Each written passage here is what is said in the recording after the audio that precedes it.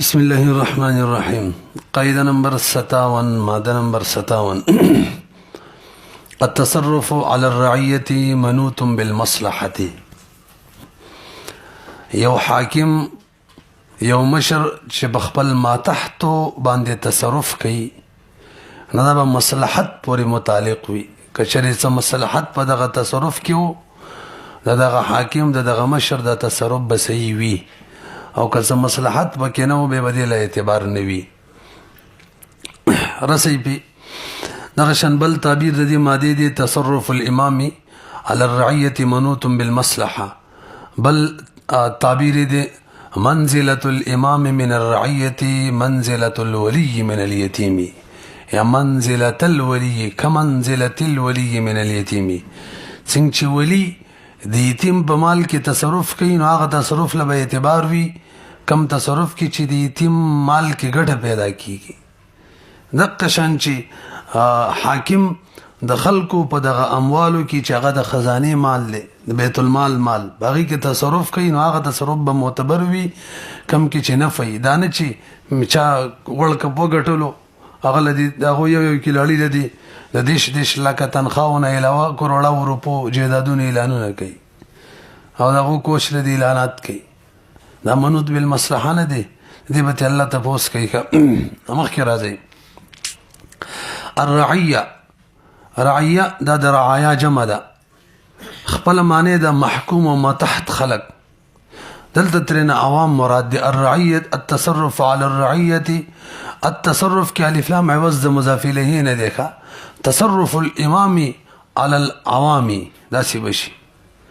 او منوط خپل معنی د متعلق کېدل تړل، منوط بالمصلحه مصلحت پورې تړل شوی متعلق دی. برحال مفهوم د قاعده واضح دی چې جایز او مباح کارونه کې به د حکما او منو خدای له چې مصلحت پکې داغو په حکم کې خپل شرایط دی ورلوایو به. او دلیل د دې د آیات کریمه دی الله جل شانه فرمایي یا ایها الذين امنوا اطیعوا الله، د الله تابعداري کوي، او اطیعوا الرسول، او د رسول تابعداري کوي، او اول الامر، او د اول الامر تابعداري وکوي. البته د اول الامر تابعداري کول لا مطلقاً نه ده، چا څه وي موږ به ورلمونو په موږ بلازميږي. ډېر بار خپل شرایط علماء ذکر کړی دي چې دغه شرایط بنیاد بس دو شرط دي. یو دا چې د شریعت مخالف شرط بنوي، او یو دا چې څه مصلحت به پکې وي. الا بد د طاعت منل لازم وي، پوه شولې په د طاعت به لازم وي. حضرت لیکلی تکمیله کې ولکن هذه الطاعه كما انها مشروطه بكون امر الحاكم غير معصيه، معصیت بنی به امر د حاکم، فانها مشروطه ايضا بكون الامر صادرا عن مصلحه لا عن هوى او ظلم. مصلحت بم پکې وي. او اسلام اور جدید معاشي مسائلو کې دا شرایط څلور جوړ کړي دي، خو ولنه دریو رجعهم د غیبت کیږي. هي کې اول دار چې مباح په دایره کې به دا حکم داغه وس یو واجب شی دی هغه وي میکوا، یو منهیان هو شی دی شریعت نه به وارد دا حاکم وي کوي به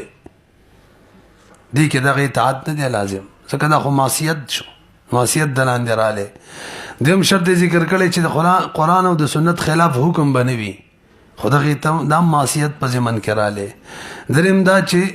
د حکم منلو کې بچرته بچا باندې ظلم زیته نه ایتا ته وی پلان کې عمل ک پلان کې ووا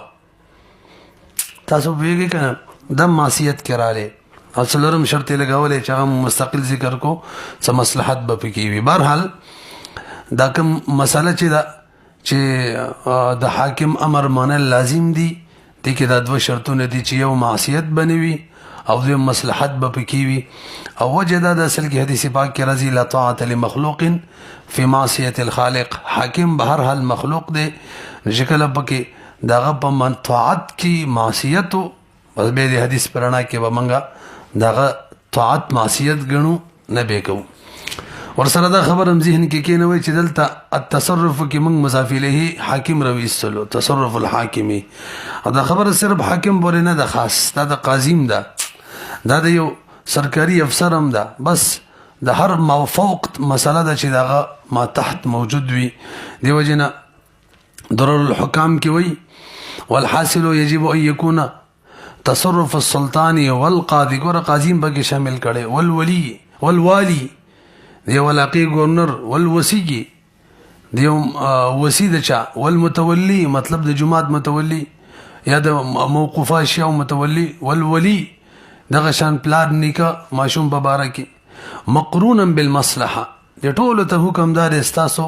تصرفات به ټیک وي ورپسې د قصره روانه ده چې د دې کوم قسمه تصرفات دي خو مصلحت به پکې یاله، والا فهو غیر صحیح ولا جائز، صحیح به هم نه وي جایز به هم نه وي. تاسو پوهیږئ پوره دلایل لقایدي یو خو آیاتو تیر شو، بل حدیث تی نبی علیہ الصلوۃ والسلام فرمائی ما من عبد یسترعیه الله رعیة فلم یحطها بنصیحة الا لم یجد رائحة الجنة.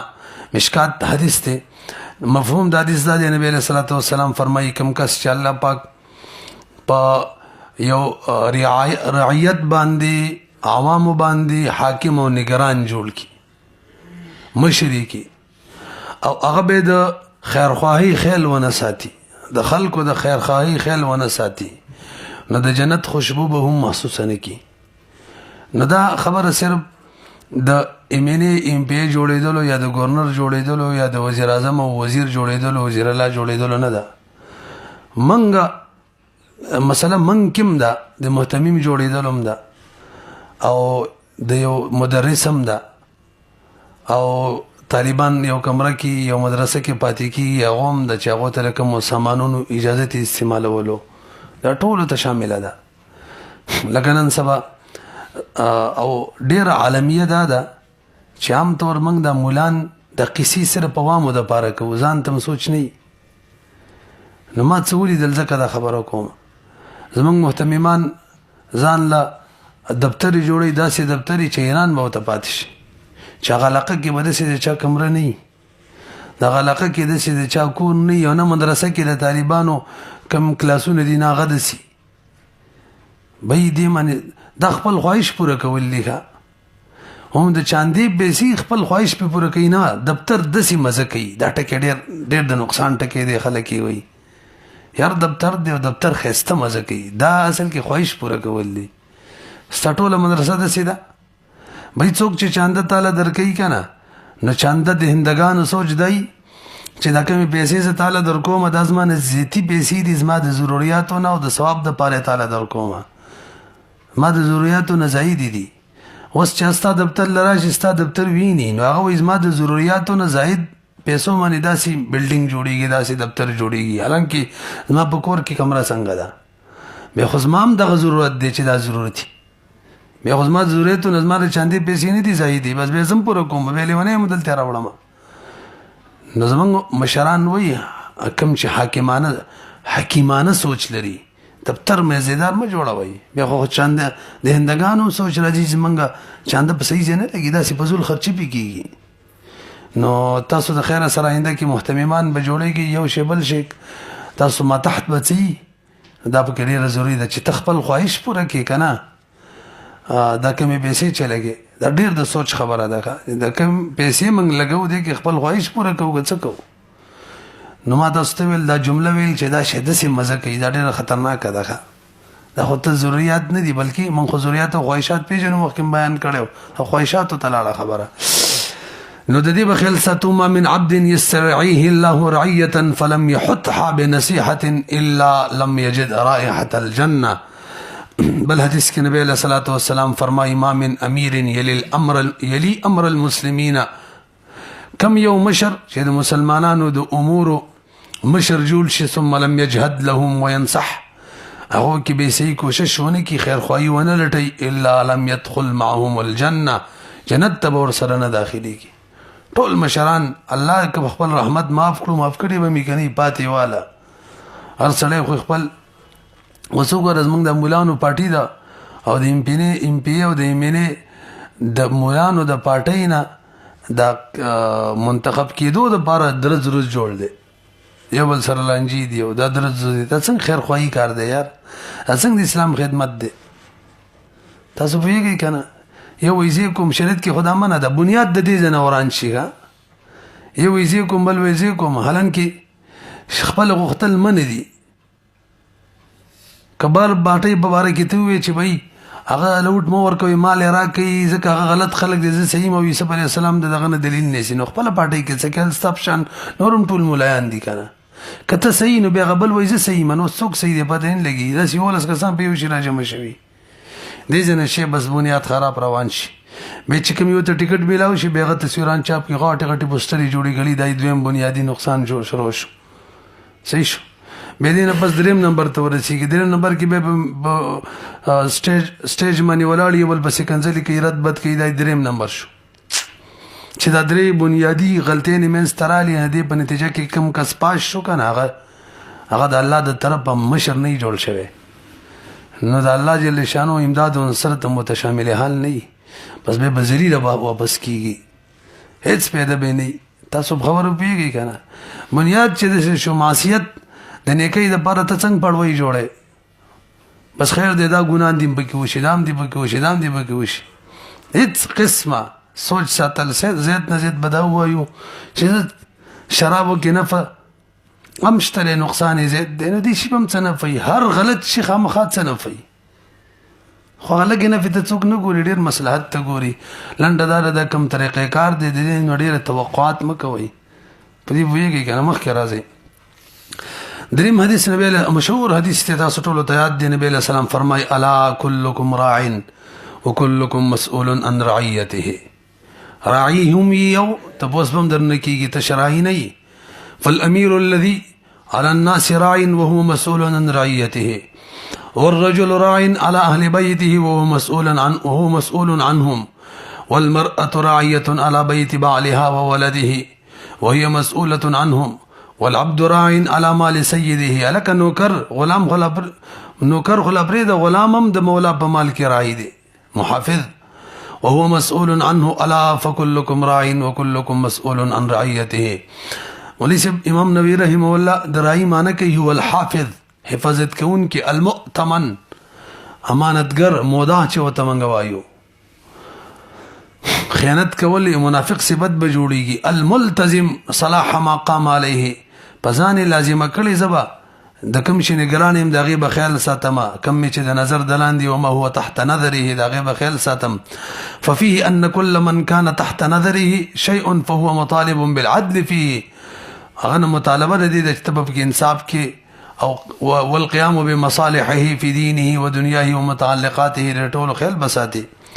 عقلی دلیلم تقاضا ده کې د درې خو نقلیو د احادیث ذکر کړی یو آیاتونو څلور شو د دې قاعده لپاره د درې دي چې مصلحت موافق وي دا صرف درې شو اخو مطلق د حاکم منلو وغایات شو نو څلورم دلیل عقلی دا دی چې وي د حاکم منل دغه د ذات د وجنه نه دي دغه موږ ځکه مونږ چې ازمن خیر خوا دي که خیر خواهی پکې نه نو بس په دغه منل هم نشته تفریحات ووري مليسه مسله دا ده چې کله چې د مقتول ورثوي نو که قاتل معاف کوي هغه معاف کولای شي خو که د مقتول ورثنی به ولید قاتل چې دی هغه حاکم دی نو حاکم ته د ولایت حاصل له تصرف خدا مصلحت معنی بنا دی که بغیر څه د وجه قاتل معاف کوي دې کې څه مصلحت نشته تصرف مردود دی التصرف على الرعيه منوط بالمصلحه خو نه دی دې کې څه مصلحت نشته ولی قاتل معاف کوي درشان دویمه تفریح بیت المال په مال کې د خپل خواهشاتو او د هوس پوره کېدو د پاره کارونه کوي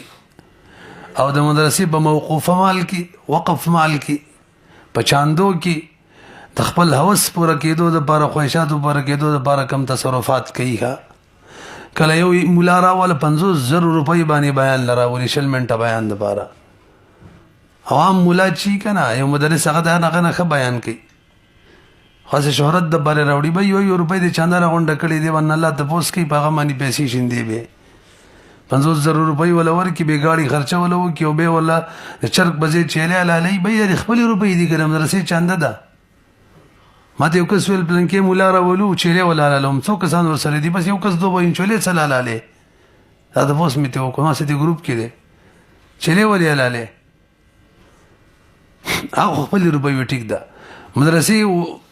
واقف ته وایي مهتمیم ته چلے څنګه حلاله د خپل روپۍ دي کله مدرسې دي خدای دې تباہ او برباد کړي دي مهتمیمۍ سره اجه څوک هم کوي ته مهتمیمې د موقف پیسې د خلکو د چاندي پیسې د 100 روپۍ سوال کې ګرځي راغونډې به داسې دوړې چې لري نه زیاره وسره او دغه بدون پیسې به خرج کړي بهر حال به تاسو کېږي مخکې راځي دریم حکومت ټیکس لګي نه دا د خلکو د منفعت د لپاره لګي چې ټیکس کې کومې پیسې جمع شي نو به پل به جوړو سړک به جوړو او د خزانه چې کوم ملازمین دي کا قاضي دی او کاغه څومره سرکاري نوکران دي هغه له تنخواه ورکو نوس دغه ټیکس د خلکو نه اخیستل د تصرف د خلکو په اموالو کې کول دي نو منوتم بالمصلحه که مصلحت په ټیک د کنه نه دسي د دې وجنه علماء شرایط ذکر کړی دي چې بقدر ضرورت به ټیکس لګي څنګه چې مختی خبره وکړم الله براشي بقدر ضرورت به ټیکس لګیو دویم ټیکس په دومره مقدار کې لې چې خلکو برداشت کیم وي دا څنګه چې د خلکو برداشت نه زیات شي نن سبا خود تیری ماچس کم تیری دې کنه باغیم ټیکس الریډي لګیدل دي او دریم طریقې کار به مناسب وي یو دا چې بقدر ضرورت به دویم دا چې د خلکو برداشت به خلکو برداشت کې به وي او دریم دا چې طریقې کار به مناسب وي او څلورم دا چې واقعي ضرورتونو او مصلحتونو کې به خرج کړئ چې خرج کړئ په واقعي ضرورتونو مصلحتونو کې نه بلکې خپل خواهشات پوره کړئ بار بيدان له جزيري لي او ځان له بخيخي دفتري جوړي دا به صحیح نه دي څلورم تفریح د ټریفک کم قوانین دي داسې بازي داسې باندې هلمټ به په سر کې دغه شان لایسنس به در سره وي ډبل سواری کومانی کله پابندي دا به کې دا باندې کې دا ټول مصلحت باندې بنا دي که څه مصلحت پکيو نو دغه تصرف په خلکو باندې کول شي امام پنځم د یتیم مال له خرڅولو ته ضرورت ده یو سړی ګران لي بل ارزان لي نو ولی دغه مالی که په ارزان ولا باندې خرڅي دي که څه مصلحت نشته حق ارزان چا باندې خرڅي مالدار دی هغه پیسې په الحال ورکي یو څوک چې ګران لي هغه نه پیسې وصولي دا مشکله ده نو اوس په کې مصلحت شته که به د ارزان ولا باندې خرڅ کړي بس به بسوي وي شی موقوفه که واقف په غبني فاحش باندې خرڅي یی چاله په کم اجرت باندې ورکي غبني فاحش سره عام طور باندې د دوم رزي کری چې د دکان لزره د دای ولا چې ته بزر 2000 کری باندې ورکي نماز دې کې مصلحت نشته دا تصرف بغیر نافذ وي مخکې رزي قاعده نمبر 58 الولايه الخاصه اقوى من الولايه العامه ولې چې وایي چې ولایت خاصه چې ده د قوي وي د ولایت عامه نه د جمعات مقبري عیدګاه متولي دي د ولایت خاصه ده او یو د حاکم ولایت د عامه ده نو کوم تصرف چې حاکم کولې شي خو دغه پدې دی مال کې دی موقوفه اشیاء کې متولیم کولې شي او ډیر تصرفات بداسي چې متولی به کولې شي حاکم به نشي ځکه د متولی والا خاص ته او خاص قوي د عام په مقابله کې بل تعبير الولايه الخاصه مقدمه على الولايه العامه مقدمه سيد دا بمخكي په ولایت عامه باندې ولایت کسری د او فتحي د او دواړه سيدي البته فتحي سره معنی د نصرت او مدد او کسری سره معنی د اختیار او دلته هم کسری والا معنی مراد ده الولايه الخاصه اختیار خاصه قدرت خاصه فقهي اصطلاح کې هغه قدرت او اختیار ته ولایت ویل کیږي چې دغه په وجه باندې یو سړی دی وی خبري په یو سړي باندې یو خبره یو عمل نافذول شي هغه قدرت او اختیار ته ویل کیږي چې دغه په وجه باندې لیکما عربی کې به ویما چې دغه په وجه باندې یو سړی په بل باندې خپل قول یا عمل نافذول شي د دې من عام طور باندې قدرت کې عمدہ تعبیر کو فقها وکړي دي علامه جرجانی کړي دي تعریفات کې تنفيذ القول على الغير کړه مو کنه مخکې شاء الغیر ام ابا او ابا کغه غواړي کنه غواړي. شیخ مصطفی الزرقائی تعریف کړی دی قیام شخص کبیر یو غټ سړی ودرېږي راشدین چې هغه پوهه سړی وي علی شخص قاصر فی تدبیر شؤونه الشخصیه والمالیه په یو قاصر سړی باندې چې داغه په کارونو شخصي او مالی کې ماشوم لنکاح کوي ماشوم لنکاح کوي داغه مالی کې داغه مال خرڅي څه ولالي تاسو پیږئ. بهرحال مفهوم د قاعدې نمخ کې تمهید دادی چې بعضی خلک د شریعت په نظر کې قاصر حسابيږي لکه اوس ماشوم غیر ممیز یا ممیز دی ولا بالغ نه دی دغه شان لیوانه او کله کله داسي یو سړی خ بالغ عاقل وي خو ځینې تصرفات خپل نه شي کولای د ځینو نه قاصر نو شریعت د دیو خیال ساتلې دی نو بس د دیو متولی بل څوک دیو خپل جوړې کړي ول شریعت جوړ کړي دی خپل ځان له وکیل جوړ کا کله شریعت وی پلار او نکاح تاسو ولیانی تاسو پیږئ کنه خبره نور روانه ده. بهرحال مسله دا شول چې شریعت دخل د شریعت په نظر کې بعضی خلک قاصر دي قاصره ولایت بزان نه ای په خپل مال نه نو دغه د پاره شریعت دا جایز کړی ده چې دیو د خپل امور کې بل متولی ولی جوړول شي. به دغه ولیان په دوه قسمه یو خاصي یو عامي دی قاعده کې دغه بیان دی چې کم خاص ته د ولایت بقوي وي د عام والونه دا یو مسله ده چې ولایت خاصه قوي دی ولایت عامه نه څنګه قاعده کې ویل خو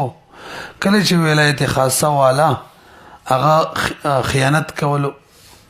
نو ولایت عامه والا حاکم هغه دغه ولایت نه لري کولای شي مونږ ویلو قدرت کې واقف اگر چې دا شرط لګولې چې زب متولی ما اگر چې دا شرط لګولې چې ما به څوک لري کولای نشي بهم کچري هغه خیانت کوي نو په دغه صورت کې حاکم لري کولای شي دا مسله او قدرت کې هم کړي و. به د ولایت اقسام دي مولوی صاحب خو مقسمونه بدل دي ګڼ قسمونه جوړيږي تاسو لږ متوجه شئ اهم قصه ده. نو مختلف تقسیمات جوړیږي اول اختیاري او غیر اختیاري. ولایت په دوه قسمه دي ولایت اختیاري لکه یو سړی ته وکیل جوړي تفویض التصرف الى الغیر بل ته تصرف سفارل او بل ولایت غیر اختیاري دي چې ماشوم ته ولایت حاصل وي د پلار او د نکاح ماشوم باندې ولایت حاصل وي د پلار او د نکاح مال کیم وی او په نفس کیم وی نکاح ورلکیم کولای شي تاسو پیږئ کنه نو د دیو ولایت د دې ماشومي او ماشوم معنی چې د پلار نکاح کوم ولایت د غیر اختیاري دی دغه په اختیار کې نه دی چې دیو نه لريږي یا دیو لور کې شریعت ور کړي کوم دا تعبیر بدل کو یو ولایت هغه دی چې هغه شریعت سپورت کړي دی هغه دا دی غیر اختیاري ورته وي یو هغه دی چې سړی خپل بل لور کوي نو هغه ته به اختیاري ویل کېږي. حکم د دواړو دا دی چې ولی دا کار وکړو نه چا د چا نه چې متولی دی هغه بنافذیږي موکل معنی بنافذیږي د وکیل تصرف چې شرایطو خل ساتل شوی او د ماشوم معنی به لازمیږي تصرف د اب او جد په یو بده معنی حدیث کې مرضی السلطان ولی من لا ولی له دغه سلطان دی کنه. به دویم تقسیم نفس او د مال ولایت یو ولایت د نفس وی دا بل مقسم هم جوړ کو او بل ولایت د مال وی ولایت علی النفس معنا دا ده چې د نفس متعلق کم کارونه دي ولی هغه سر انجام کوي لکه نکاح ورلکې یا دغه شان استاد سے کینی علم په حاصلې شاګردي په دچا کوي څه هنر ورته خای دا ولایت علی نفس دی. دویم ولایت علی المال دی هغه چې دغه په مال کې تصرف کوي څه شی ولا خرڅي د په پیسو باندې څه شی لی تاسو پیږئ کنه. اوس دا ولایت چاته دی د نفس والا ولایت علی النفس ولایت علی المال او په کومه طریقه باندې دی نو داغي درې قسمه دي ښه یو دا چې ولایت تامه ولایت تامه او معنی دا ده چې په نفس کې به وي مال کې به وي او ولایت غیر تامه ناقصه دوه دي صرف په مال کې صرف په نفس کې بہرحال ولایت تامه اب وجد ته حاصل ده نفس کې ولایت ده نکاح کولای شي او دغه شان علم تعلیم د پاره چا سره کې نه ولې شي هنر ورته خای چاته اجاره مانی ور کولې شي او مال کې د مال کې مولا تصرف کولې شي دا ولایت کامله دی نفس کې مال کې اب وجدت او دویم نمبر نفس کې به ولایت وي او مال کې نه وي لکه دا کوم نور رشتہ داران دي الاقرب فالاقرب ترتیب سره کوم چې دا سبب ترتیب د میراث کې دیوتا ولایت د نفس حاصل لې چې بلار نکني نو به دویم نمبر ورپسې وروري نکاح کولې شي دا څه ده کنه مال کې ولې تصرف نشي کولای او دریم نمبر صرف ولایت په مال کې هغه دا چې دا پلار ته چې پلار نه دغه وسیته نو د پلار نشکېدو په صورت کې دغه وسیته چې زما د بچی په مال کې به تصرف کې دغه سره مال کې تصرف کولای شي وسی او په نفس کې ول نشي کولای نو ولایت تامه نفس او مال دواړو کې پلار او جد او صرف نفس کې لکه رشتہ دار نکاح کولای شي مال کې تصرف نشي کولای او صرف په مال کې لکه دی وسی شو به دریم تقسیم د قوی او ضعیف په اعتبار سره ولایت قوی او ولایت ضعیف ولایت قوی مثلا بلار نکاح وکي د ماشومي اجباري دي به غرض سماتول هم نشي دا قوی شو کنه بهرحال نفس او مال کې چې دواړو کې قوی ولایتي دا د ابو د جد ده په دواړو کې نفس کې قوی دي مال کې قوی دي او دویم نمبر ولایت نفس او مال دواړو کې ضعیف دي نفس کې قوی مال کې قوی پلار او نکاح چې په نکاح ورله چا سره وکي بس وشو رستم بالغ بلوغ نه پسې ماتول هم نشي شریعت خیاري بلوغ نه دی ور کړی مالی بچا خرچ کې بس خرچ شو وبسې پکې نه کیږي تاسو خبرو پیږي کنه او دویم یا چې پیسو باندې ول سوالي او دویم ولایت ضعیفه ده په نفس او مال دواړو کې دا د ابو جد نه علاوه چي دي ورونه وغیرہ کغه تصرف کوي کولای شي خو چې مصلحت پکې وي خو پورا علي کولای شي مثلا څوک ته هدیه ورکړي دی او ته ماشومان ته دی ورل قبلې چا په پرورش کې د قبل ولې شي دا ولایت تشتا یو خرشته ول را لنیکا کې ول ورکول شي خدا د چې بالغ شول نه خو خماتولې به شي ویګو کنه دریم ولایت قویه ده په مال کې او په نفس کې ضعیف ده لکه دا وسی والا چې مخ کې تیر شو او څلورم نمبر په نفس کې قوی ده او مال کې ضعیف ده لکه څنګه چې د پلار او د جد نه علاوه کوم عصبات او ذوی الارحام دی وختیم دا ویلو پدیم پوه شو تفریعات واوري مساله سو التصرف على الرعيه الولايه الخاصه اقوى من الولايه العامه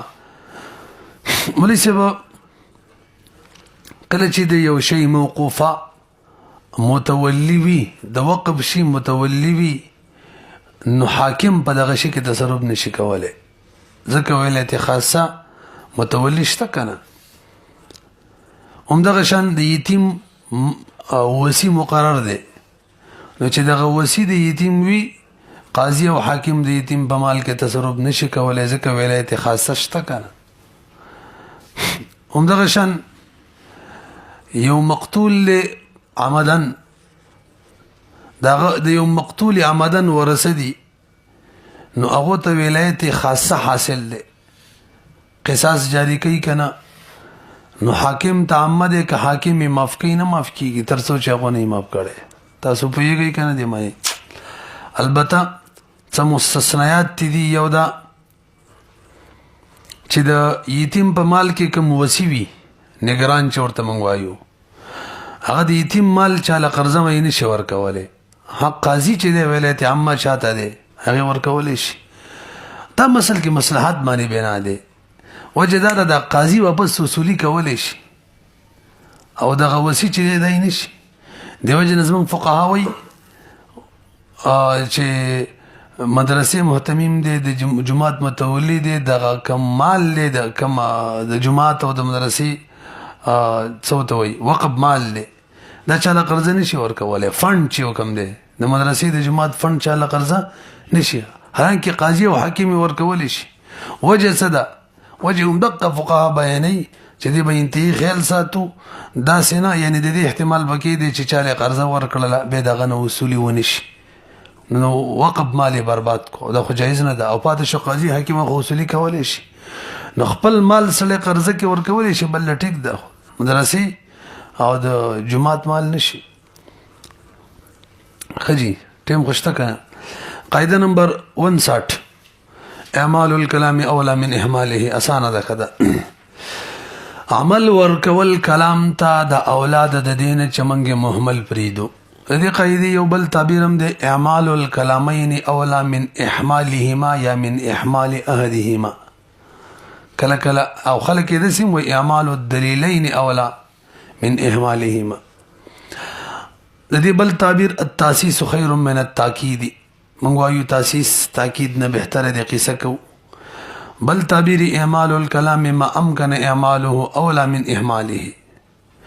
اعمال خپل معنی ده چې یو شي ته یا یو انسان ته عمل ورکول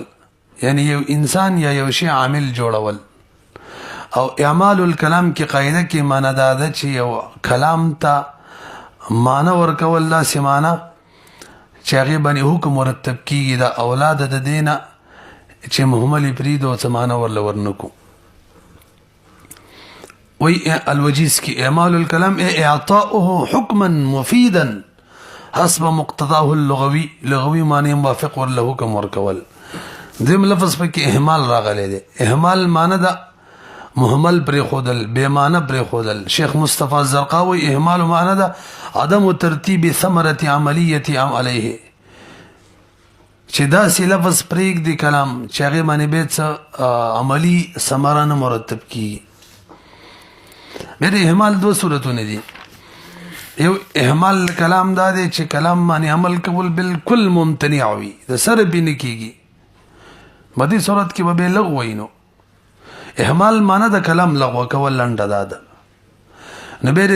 اهمال څو صورت دي دوه. یو دا چې بیخي پې عمل نه کېږي. ښه جي لکه د لفظ نه یو داسې معنی اخیستل چې دغه معنی د لفظ کې د سره شته دی نه. ښځې ته وایي اوبه راوړه او طلاق یې پکې ما طلاق والا معنی تیلي دي کې دغه معنی شته نه حقیقي معنی ده او نه مجازي ده یوه معنی هم نه ده. او دویم دا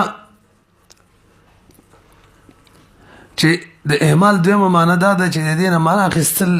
اخیستلی شي. اهمال دویمه معنی چې د دې نه معنی اخیستلی شي خو دغه معنی چې ته کوم حالي دا تاکید د مخکې جوړیږي نو نوې معنی دې ورنه کړله نو دا مهمل دی.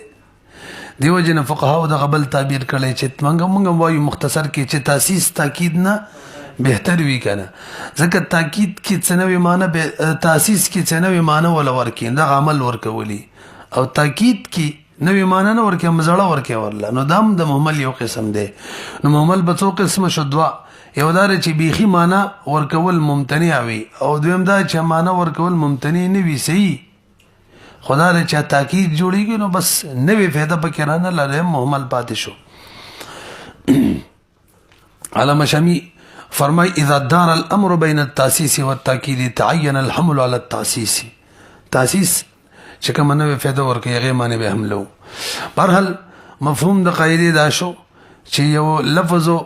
دغه کې دوه احتمال او یو کلام او دوه احتمال پکې یو احتمال سره د کلام معنی مهمله پاتې کېدله حکم به نه مرتب کېدلو فائدہ نه و او بل احتمال داسې چې هغې کې به حکم مرتب کېدلو څه فائدې وه نو موږ به دا دویم احتمال اخلو اعمال الکلام اولا من اهماله موږ هم فقه کتابونو کې وایو عاقل بالغ سړي کلام بلغ وي دا ساتو داسې وایو که نه حتی الامکان دیو جنا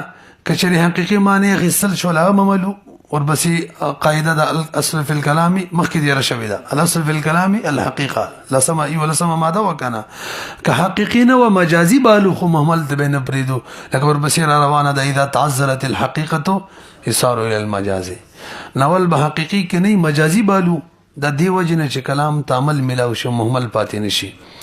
او به چې کله نه حقيقي معنا خصل شو او نه مجازي خصل هغه حال مرسل دی بس لغوه کو بینو اذا تعذر اعمال الكلام يحمل دا کله چې نه حقيقي خصل شو نه مجازي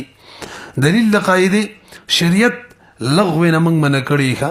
والذین هم عن اللغو معرضون واذا سمعوا اللغو اعرضوا عنه او حدیث کې نبی علیہ السلام فرمای کوم چې امام ابو داود رحم الله د سلورو د مجموعه احادیثو کوم څلور احادیثونه مرکز ګرځولې دي بنیاد د شریعت ګرځولې هغه کې یو دا دی من حسن اسلام المرء ترکه ما لا یعنی لغو کار چې ده کنه دا هم منهیان هو ده نه تر غلې ده دی وجن عمل به ورل ورکو عقلم تقاضا دا کوي چې هر یو عاقل سره ولی لغو کار لغو عمل وکي خامخابه په عمل متعلق کو څه حکم فایده تفریعات چونکه د دې قاعده تعلق هر شي سره د مولوی صاحب عقود معاملات دي التزامات دي تبرعات دي تصرفات طلاق نکاح ده ټولو کې د دې تفریعات چریږي یو سړي اوله تفریع زمکه وقف کړله د سی ویل چې زما د بچو لپاره وقف نو بچي او داغونه پس فقراو د پاره نو کچری د بچیو حقيقي معنی دی غوله بي ک بچی نو مجازي معنی به والو نو وسوله بي او کدواړې نو بس تغه جمله بلغ وشي بچو د بار وقف ځکه نه حقيقي معنی شته نه مجازي بس به فقراو تر واړو نو اوله موږ اعمال الكلام اولا من اهماله د وجنه بچو ته محققي معنی د بچو ته مجازي تلاړو چې نو به مجبوري ده همدغشن یو سړي قسم خړلې قسم دې دیونه نه به خوراک نه کوم نو کچري دغه ونه بذاته خړل شوله لکه غني دا مونه د یو قسمه نو همدغه غني خړل به مراد یو کنه خړل شوله میوهدار ونه میوي مجازي معنی به خلق هغه میوي په کې نه وي به قیمت مراد وي هغه به نه خرم دا ولی اعمال الكلام اولا من اهماله کلام مهمل پاتې نشي درېما یو سری بل لپاره د طبل وصیت کو ډول لزما پلانکی ته ورکړل شي یزما پورو بوله ډول واخیستل شي پلانکی ته ورکړل شي نو ډول یو د غانو بجانو د پاره او یو حالت جنگ کې خلک را خبرولو د پاره موږ به دې لپاره آسان مثال وایو دا ډیک چې ډیک وته وای کنه دا ډیک دا زما ډیک د پلانکی لور کوي نو زدیم دوه یو خلک غانو له استعمال یو چې ته بیان تقریر نظم قران تلاوت د پر استعمال نه موږ به دي صحیح ترړو چې کلام د لغو نه پرم نشي